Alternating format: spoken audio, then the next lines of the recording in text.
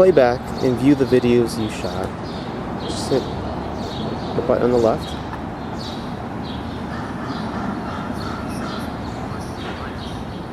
It shows it ticking away. If you want to move to the next one, go to the right. This is 1 of 3, 2 of 3, 3 of 3. Well, I want to view the middle one.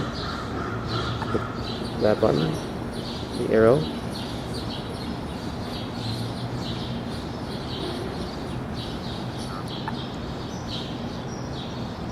If you want that one deleted, so you have 2 of 3, 3 of 3. Let's say you want the third one deleted. The garbage can.